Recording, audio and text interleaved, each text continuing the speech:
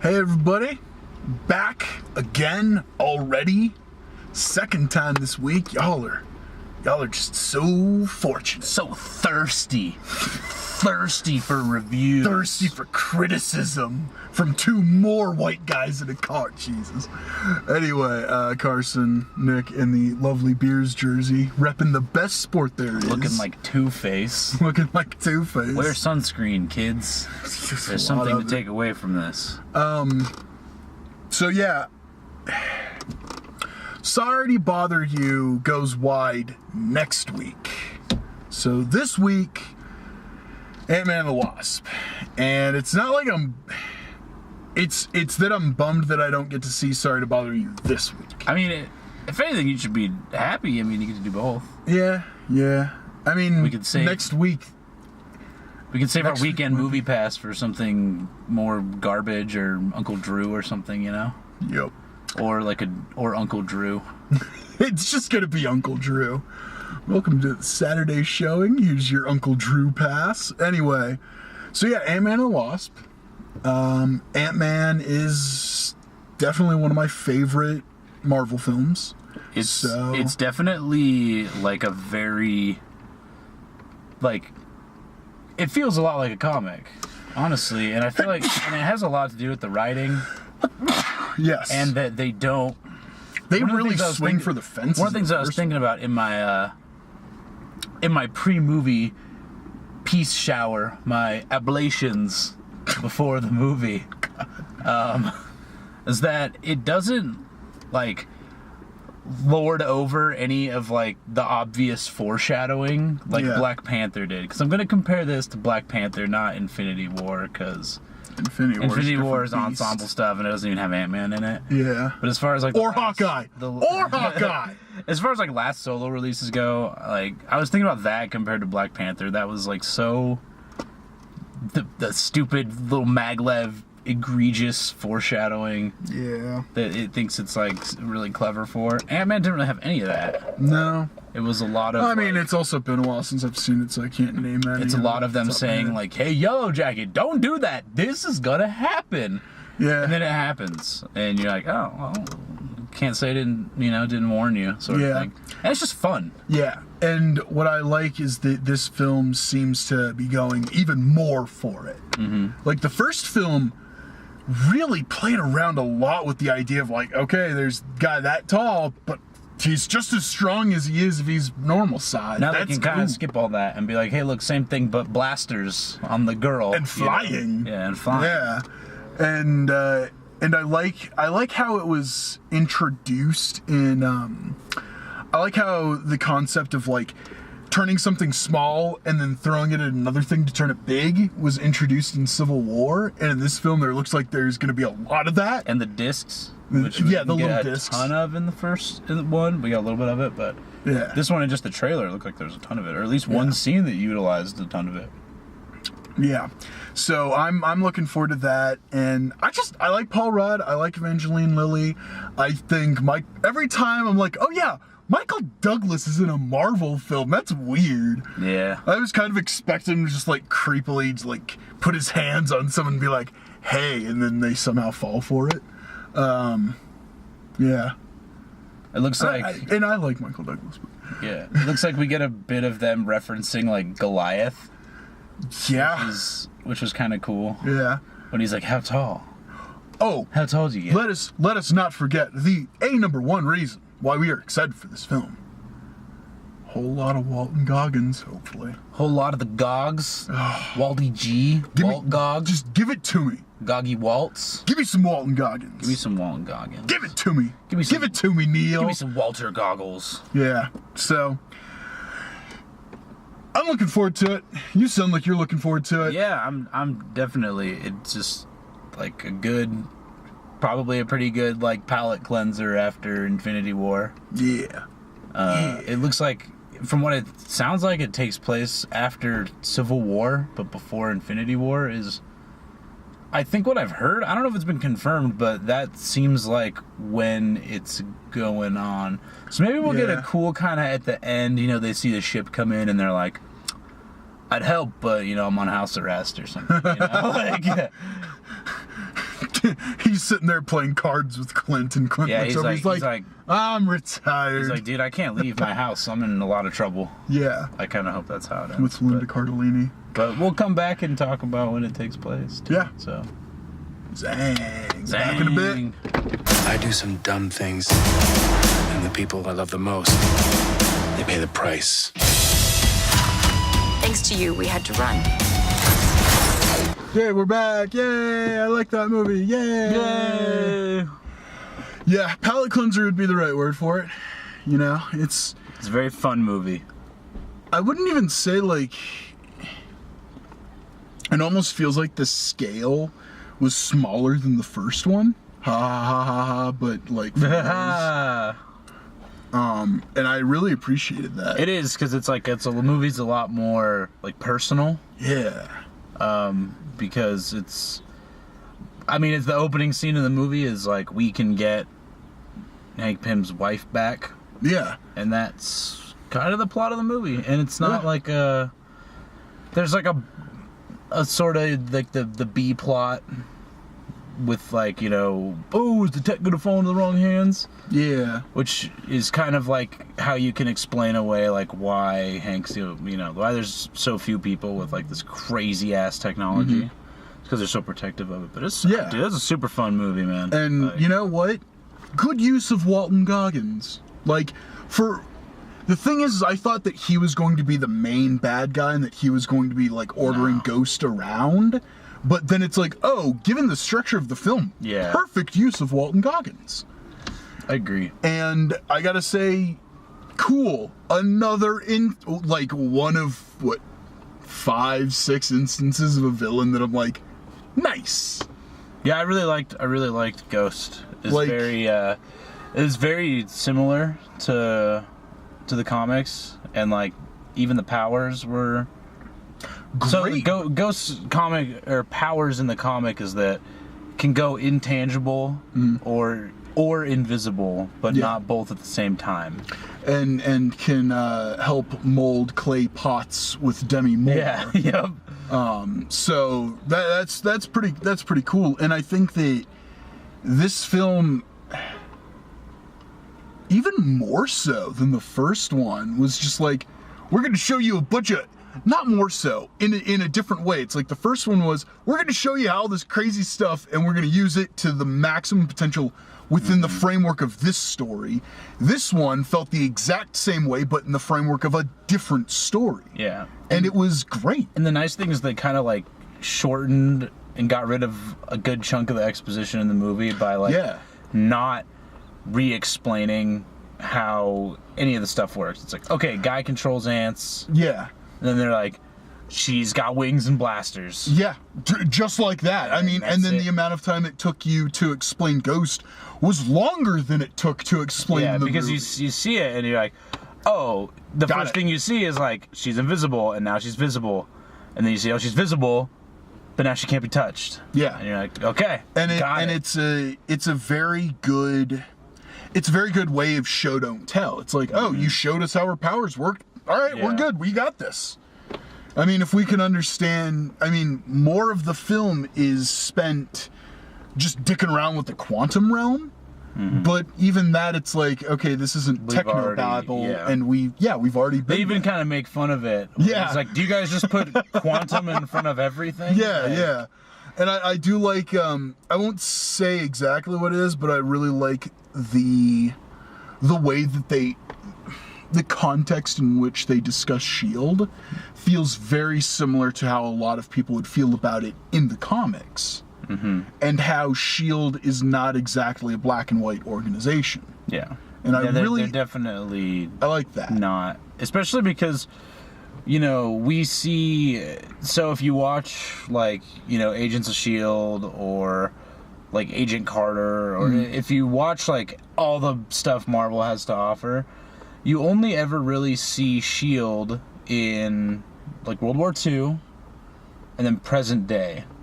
Yeah. And, you know, if you watch the first movie, and again, they reiterate, they show you the little brief flashback, is like, Hank Pym was working for S.H.I.E.L.D. in the 80s, and you can kind of tell that, like, depending on sort of like what's going on in the world, S.H.I.E.L.D. can be like a very different organization. Like, yes. Even in the first movie, you see that like they want to like use all of his shit to help like fuel the Cold War. Yeah. Like, no, that's the whole reason prologue. for walking away. Yeah.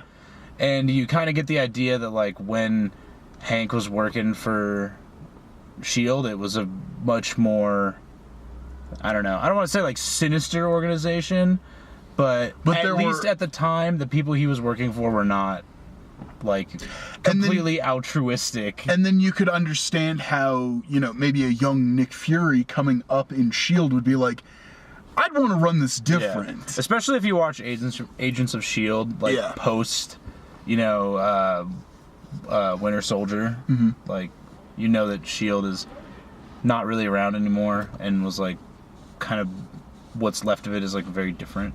Yeah. But I do like that sometimes it feels like sort of a catch-all, like, oh, we have a problem, what is it, S.H.I.E.L.D.? Oh, we have a solution, like, what is it, S.H.I.E.L.D.? Yeah. But S.H.I.E.L.D. is what, S.H.I.E.L.D. is what you need when you need it. Yeah. And that's completely okay, and I like that the movies are starting to act like that. They're like, you know what? We can use it for kind of whatever we want because it's this big, giant, nebulous kind of government program. Like, and again, if you watch Agents of S.H.I.E.L.D., you know that there are so many departments and branches of S.H.I.E.L.D. that other people in S.H.I.E.L.D. don't even know about. It's very like compartmentalized. It's super clandestine. Yeah, and that's like a big part of it. Mm-hmm. But I liked how they used S.H.I.E.L.D. in the movie. Yeah. I thought absolutely, and it's funny. Like we've talked about it more than it was actually used in the movie. But it was just like I felt like it was used really well. Yeah, in terms of like the characters we come across and like their motivations. I thought the movie was funny. Very funny. The one thing, it didn't catch me off guard, but it was weird when watching it, and now already thinking back on it, I really appreciated the fact that it would have been so easy to let Michael Pena just off the chain and let him just go. And I feel like it was... They didn't over Michael Pena the movie. Yeah. But they're like, also still one of the best characters in the movie. Yeah, he's a very powerful element. We got to use him in the right way. And they nailed it. Like, it's just... They did it, and another thing they did a good job of with Scott Lang and, like, Ant-Man was just, like, keeping him as, like, the everyman, you know? He's like your best friend that got a suit, you know? That got a super suit. And I think, you know, in keeping with the first one of the best elements to Scott Lang is he's like, I'll use the suit and I'll like do whatever it takes to like save people's lives, but as soon as he puts it on, he wants to be out of it. Like, he wants to be a law-abiding citizen, and I like the way that that's played with. He's in like both Hawkeye films. with powers. Yeah, Hawkeye with a suit. You mean Iron Man? Yeah. I love Hawkeye a lot, the Matt Fraction, Aja stuff, and I also really love Jeremy Renner, and I feel like if they just gave Jeremy Renner a Netflix show, that it could be just as good as the goddamn comics. But yeah, I like that Scott Lang is more like concerned with just not being like a bad parent. Sort of. Yeah, and that's what makes him different. It's like a better motivation than a lot of other stuff. Yeah, he's one of what 2 heroes in the Avengers that has a kid. Yeah. Another thing I liked about the movie was that, like we talked, like that I brought up before, is I've definitely felt like it didn't lord a lot of foreshadowing in front of it. Like, sometimes you could kind of tell like what was gonna happen, but that was within same scene or used in an advertisement. Yeah, I was actually kind of like, if I didn't see the trailer, I probably wouldn't have expected some of the scenes that I saw. Like, you know, when you see me in the car chase scene, you're like, okay, someone's about to throw a Pez dispenser. Like, so it was like foreshadowing, but if you had never seen the trailer, it wasn't like egregious, like. But it also wasn't. It also wasn't. Hey, everybody! I'm Michael Pena. I love Pez. I enjoy this candy. Yeah. It wasn't that at all. This plastic's really hard. Yeah. It could probably really fuck something up. Yeah. If it were only 800 times this size. Like, Yeah. I liked it. And I loved that Evangeline Lilly didn't have a backseat role in the first one. She just had a different role to play. And in this one, it's like, okay, due to necessity, she needs to take on a more active role in... Not even more active, she just needs to take on a different role. Yeah. And she does so really well, and I like that they're not afraid to show... She's straight up much better at this than Scott is, but then again... She's kind of been playing with this stuff almost her entire life. I think it's like, I don't necessarily even think that she's better at it. I think that the movie just does a good job of having, like, so if you take three main characters, like, Evangeline Lilly's character, I keep forgetting her first name. Van Dyne. I just remember Van Dyne. Yes, Miss Van Dyne. And then, you have Hank Pym and Scott Lang. And they're all, like, flawed in their own way. Like she's good at what she does because, like, her dad supports her, but her dad's, like, they make Hank Pym out to be, he's an asshole. Like, he's hard to work with. There's literally between the first movie and this movie, without giving away who plays who, there are several characters in the movie who are all like, yeah, we worked with him, he's an asshole, and they're like, they're plot points in the movie. There are several people who are plot points in the movie, in both movies. Yes. That are people he, like, screwed over because he's an asshole. Yeah. And they're not afraid to show it. The only difference between... Evangeline Lilly's just very, like, cold and unfeeling. Yeah. To the point where, like, it gets in the way of, like, there's times, like, where it seems like Ant-Man could probably help out with this, and she's like, no. Yeah. I don't... And I like the fact that they balance each other without it ever being like, oh, Evangeline Lilly's just the wet towel, the wet blanket and then, on all of this. And it's never played like that. Yeah, and then you have Scott Lang, who just, like, doesn't... Like, he's smart, but he doesn't, like, think ahead a whole ton. Yeah. And I like how they all... I like how they all kind of played off each other, because they were all... Yeah. They were, they like, all have flawed characters, but they weren't, like... completely, like, unlikable. And I gotta say, there's one scene of the movie where Paul Rudd is asked to do something a little different, and it could have been way overplayed, and it wasn't.